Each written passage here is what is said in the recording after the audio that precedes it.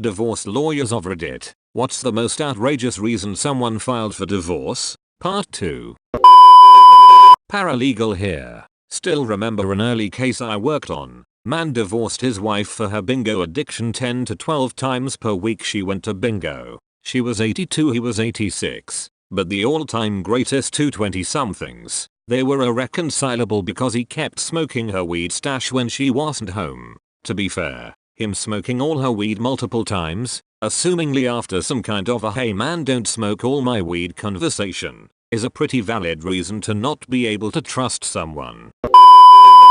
Divorce lawyer in London had a client who indulged in some recreational drug use. His dealer lives in the same apartment building as him. Went down one day to pick up some of that sweet cocaine. When drug dealer, female, came to the door he could hear his wife in the background. Turns out that his wife also liked the high life and was getting her fix in with the neighborhood dealer. But it doesn't end there, because they all get on so well they start having parties and hanging out. Parties become drug-fueled orgies and hey presto, each week the husband and wife put their kids to bed and head downstairs to the dealer's flat for a feast of drugs and flesh. A couple of months go by and the wife comes home and says she is leaving him to be in a full-time same-sex relationship with the dealer. Dude is now stressed AF but he can't score no more from his dealer who stole his missus. TLDR. Husband's drug dealer got the wife hooked on more than just drugs and stole his girl.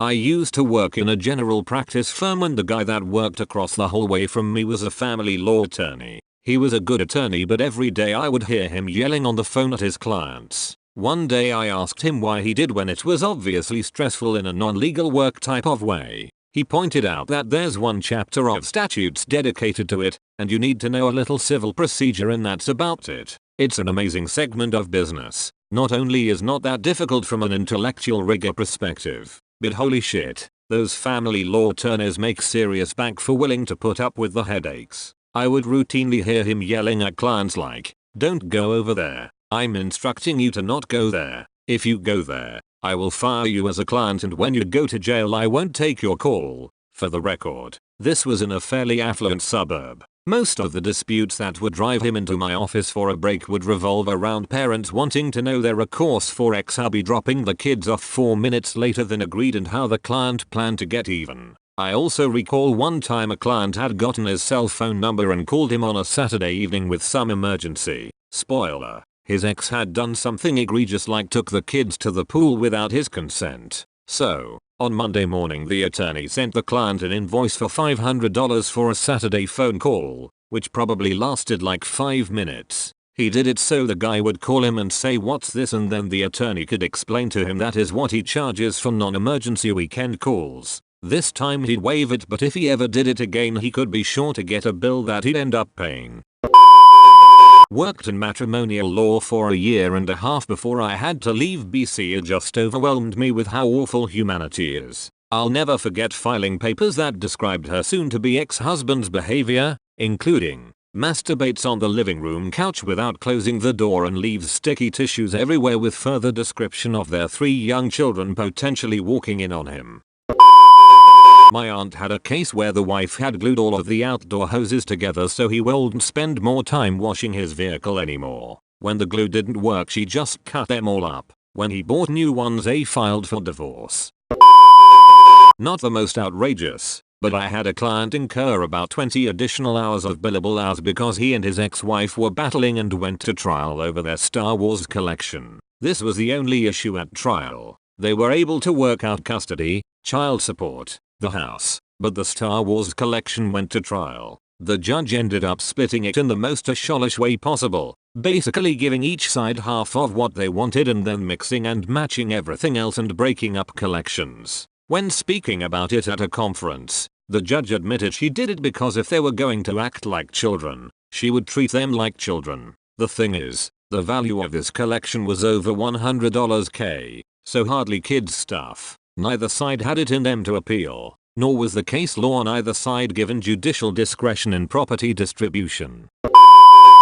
He got drunk at the wedding. She did not like it, and decided to divorce him right after the honeymoon which she went without him. Moreover, this was all an elaborate scheme of divorce robbery, because the guy was loaded, and so was his entire family. They were loaded because they were a family of excellent lawyers, and he was a third-generation lawyer, with all the smarts and experience of his predecessors combined. Let's just say it did not go well for her. A son of good friends of my parents got married. They were extremely well off and bought the newlyweds a luxury home to get them started. Right after the honeymoon she became distant. After 6 months she stopped attending family events and on their first anniversary filed for divorce. She was in for a windfall given she would get half of the value of the house. Apparently the look on her face when she was informed the title of the house was in the name of the parents was priceless.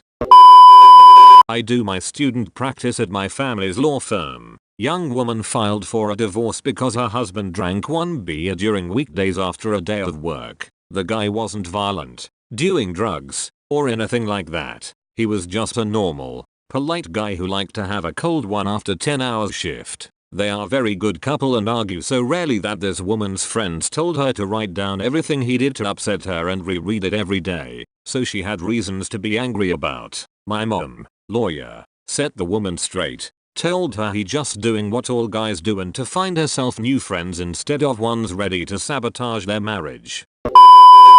Was allowed chewer at the dinner table. He developed a complex and literally needed out as he couldn't bear to eat with her. I'm not a lawyer but I was once buying a computer from someone on Craigslist and when I got to his house it was full of computers everywhere. There were monitors laying on the floor and half-built computers laying around. Full-built computers all over the place. And I'm talking expensive gaming computers, not your everyday all-in-one computers. We got to talking about why he had so many and the guy said he was just obsessed with them and he confessed that the reason his wife divorced him was because she said I was too obsessed with my computers. The dog he bought me pissed on the carpet. To be fair, it really tied the room together. Not a divorce lawyer, but got out of my first marriage because shortly after we got married he decided he didn't like the way I talked and asked me not to talk when we were out in company unless I could talk straight. Taught the parakeet certain cuss words for his wife. Hahaha. The parrot lives with the man now. Not a lawyer but I've been aching to tell this story for a while. So this girl I went to school with marries this rich guy from Ohio. She moves in with him and they seem to get along well. 6 months later she files for divorce. Up to that point, all I've heard from her was how good it was going. Anyways, it turns out our buddy had a fetish for going off on urine. He asked her to urinate on him in the tub. At first she agrees to it as she thought it was a one-time thing. But he kept asking for it more and more. She tried to decline it respectfully but he wouldn't get any of the hints. She finally used the tub being too small as a reason. Next day she comes home with 24 construction guys and their heavy equipment tearing the bathroom walls. A week or so later, they finish up the bathroom. She comes home to a sign left on the fridge with a note to drink up. She got some watering to do. I don't know what exactly she put down as the official reason in the paperwork but that was definitely her biggest reason to walk out of that relationship. Oh, I forgot to add, he also wanted to bring a horse to do the deed as well and at times, asked her to make animal sounds while she stood on top of him. Not necessarily the most outrageous reason, but definitely some outrageous conduct. The saddest divorce we were hired to do, but ended up not doing for reasons that'll become apparent, was a woman in her 50s whose husband had really just let himself go. He was over 400 pounds, just did his third triple bypass, refused to do anything different, just smoked and drank all day long while watching TV. His doctors told him he was going to die in 6 months if he didn't change his behavior. He told them they were all morons and could go to hell. Meanwhile, his wife is this successful woman who makes over $10K a month on her hobby, while making 6 figures in her normal work. She lost all respect for him, all desire, and all love for him by watching his decline. For the past few years, she can barely stand him. It also sounded like there was some verbal abuse going on where he constantly accused her of cheating and gaslighting her while cheating himself throughout their marriage, and spending all his money on cocaine. The usual. His accusations ramped up considerably once she lost about 200 pounds the good old-fashioned way. We were working on her divorce and one of her provisions was that he keep her as the beneficiary on his life insurance, for obvious reasons. She assured us he would agree to everything she suggested in the paperwork if she talked him through it. One day, we get an email from her saying to hold the divorce. Not because they were reconciling, but because he refused to keep her as the beneficiary on his life insurance if they divorced. So, she stopped the divorce, so that she could get the benefits when he inevitably dies in a few months. We've had one where the opposing party, husband, found out his old wife, late 70s, was terminally ill. He started using every tactic in the book to delay the final hearing so that she would die before their divorce was finalized and he wouldn't have to lose anything. We just got another where the couple agreed to everything beforehand, signed documents, agreed to a dissolution and how to share custody. Now husband has a vengeance boner and wants to trash the dissolution, take everything from her, and take away their kid from her. Why? Because she told him no when he asked for their kid a full day and night ahead of schedule when she had already made plans with the kid.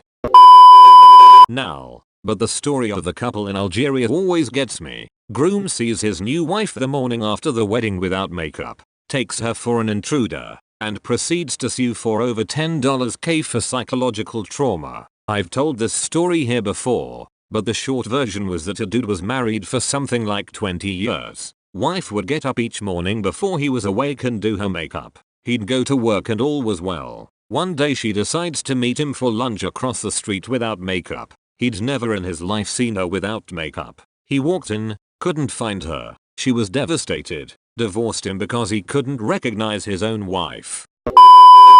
I know a couple, both lawyers, got separated because the husband can't stand the wife's loud and energetic personality. No shit. If only that quality was readily apparent before marriage. Knew a couple a little over a decade ago who I was close friends with. The wife wanted children and after several months of trying plus a doctor visit later he was found to be infertile, unable to have children due to his sperm. She filed for divorce several weeks later. Then one random hookup later she got pregnant from a one-night stand while the proceedings were still going. He used that in the court battle which assisted with him taking the majority of their possessions post-split due to her actions. Now, but my old neighbor divorced his wife because she no longer wanted to dye her hair blonde. Probs more reasons, but that was his final straw. My dad did something similar with my mom. WTF man. Dude, you just found your old neighbor's Reddit account. Paralegal. A couple got divorced over a cat. Wife called cat Snowball because of white fur and only wanted the cat to eat wet food or chicken breast. Husband called cat Lily again because of white fur and believed it should only eat dry food. These two argued for a year over custody of the cat but did not give a shit about their human kids aged 15 months, 4 years, and 6 years old. I worked for a law office where the owner would talk about the man who sued for divorce because his wife would no longer allow him to use a loaded gun as a marital aid. She had apparently agreed to it at some point and was fine with the gun as long as it was empty, but that just wasn't good enough for him. ETA, since some folks need it spelled out. By marital aid, I mean a dildo. He wanted to stick a loaded gun in her vagina as part of their sex routine. She was down for it as long as the gun was empty, but that wasn't good enough, and he thought this was reasonable grounds for divorce. Also, I wasn't trying to be pretentious by saying marital aid. I just really didn't want to have to type out that he wanted to use a loaded gun as a dildo. But I guess nobody's leaving this thread happy today.